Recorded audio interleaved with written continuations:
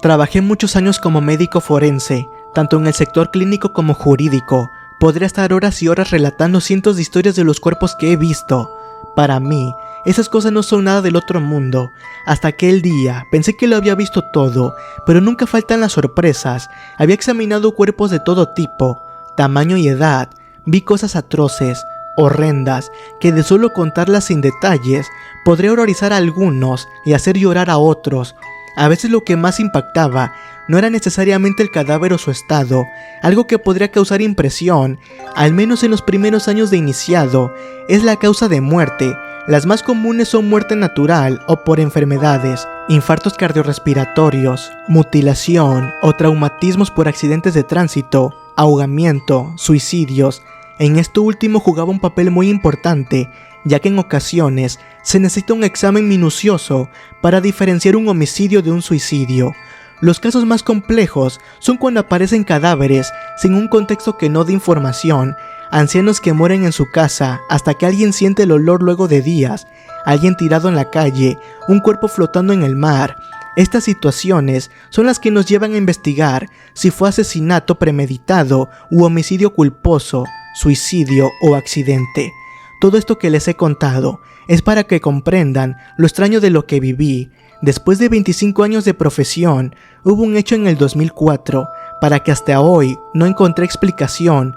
Por razones de ética profesional, he decidido mantenerme en anonimato, al igual que el lugar donde trabajaba, aunque imagino que si 2 o 3 personas llegaran a oír esto, sabrán quién soy. Una noche de tormenta, acababa de recibir un cuerpo de un hombre de entre 30 y 40 años, según podía apreciar a simple vista. El cuerpo llegó completamente desnudo con diversas heridas lacerantes. Al solo observarlo, se notaba que al menos llevaba 2 días de muerto. Al leer el informe, este explicaba que el cuerpo fue encontrado en un bosque por un hombre que paseaba a su perro y su mascota fue quien realizó el hallazgo. La policía estaba investigando la zona por posibles evidencias. Mi trabajo iba a identificar la causa de muerte, dar una hora aproximada del momento de defunción y más detalles, así que puse manos en obra. Por fortuna, los dedos del difunto estaban en condiciones para tomar sus huellas dactilares, así que su identificación no sería problema. Comencé ejecutando las primeras pruebas, y al proceder con el primer corte, noté una forma de sangrado algo inusual. De la manera en que su sangre brotaba, deberían de haber pasado pocas horas de su muerte, y eso contradecía el estado de su piel y la hora en que lo encontraron. Al principio lo tomé como un desafío para un estudio especial. El hombre carecía de cabello o cualquier vello púbico. Si bien no era lo más común, existen personas que son lampiñas y comparten esta característica. Encontré varias heridas lacerantes con pequeños fragmentos de madera que indicaban posible rozamiento entre árboles. En el hombro había encontrado marcas de mordida, sin duda de una persona. Extraje el ADN de la zona a fin de identificar al agresor. En un momento percibí un ruido sobre la mesa. La mano del cadáver estaba temblando, algo que aterraría a cualquiera, pero era normal que un cadáver presentara movimientos post-mortem, en especial cuando sufren una muerte brutal. Lo extraño era que, de acuerdo al estado de su piel, llevaba al menos 2 días de muerto, como mencioné antes, pero los movimientos post-mortem suceden en las primeras 24 horas. Ya tenía 2 situaciones que contradecían con su piel, la sangre y el movimiento post-mortem. Estudié la posibilidad de que su piel sufriera antes de morir, pero para ello debería de realizar más estudios. Me dispuse a abrir su abdomen para examinar sus órganos, y ahí fue donde empezó todo. El cadáver no tenía ombligo, mi mente se nubló de todo. Era la primera y única vez que presenciaba un abdomen sin ombligo. Claro, hubo casos donde en apariencia no había ombligo por operaciones quirúrgicas, pero esto era distinto. Al pasar mi mano sobre la zona, era evidente que el ombligo nunca existió. Todo se volvía extraño. Después de 25 años de carrera, me encontré con algo fuera de lo normal. En ese momento recordé algunas novelas de terror que había leído en el pasado, y la ausencia de un ombligo era debido a que el ser humano no nació de un parto, sino que era un clon o creado de forma artificial. Eran las 2 de la mañana. Aún así, creí que esta situación merecía ser vista por alguien más antes de continuar. Dejé el cuerpo sobre la mesa, me llevé los datos que tenía y llamé a un colega sin importar la hora. Al principio se mostró furioso conmigo por la hora en la que lo llamé, pero cuando le conté la situación, estaba emocionado por verlo en persona. Al girarme, noté un detalle.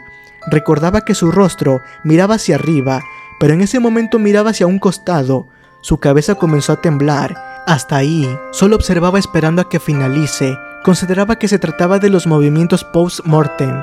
Luego, el cuerpo exhaló. Fue inevitable asustarme. Aunque se dan casos donde los pulmones contengan aire dentro y luego de ciertos procesos químicos de descomposición, este escape. Pero jamás lo había visto de esa manera tan vivida. Me acerqué al cuerpo para continuar examinándolo. Al tocarlo, me llevé un susto más fuerte. Tenía temperatura. El cuerpo de un cadáver luego de 2 horas pierde su temperatura corporal normal, que es de 36 a 37 grados, y pasa a temperatura ambiente, algo que al tacto se siente frío, pero esto era extraño. Recordaba que estaba frío, y en ese momento se encontraba tibio. Cierta sensación de alerta comenzó a gobernarme. El conjunto de acontecimientos que se estaban desarrollando mantenía mi mente ocupada buscando una explicación. Cuando me giré para buscar herramientas, escuché el cuerpo tumbarse en el piso. Antes de acercarme a él, examiné la mesa. Estaba en perfectas condiciones. Salí de la habitación por un momento.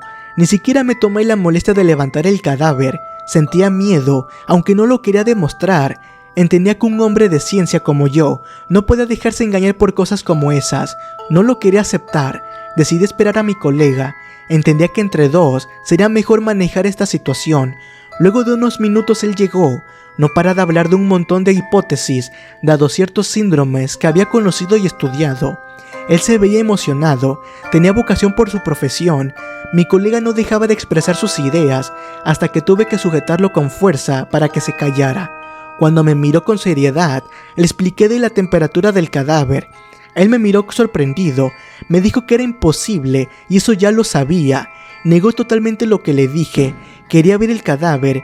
Antes de llegar, le expliqué que el cadáver cayó por sí solo de la mesa, pero él contestó que seguramente lo choqué sin querer.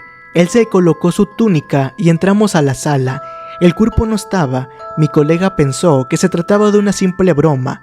Le mostré los datos recogidos y las herramientas que había dejado en uso.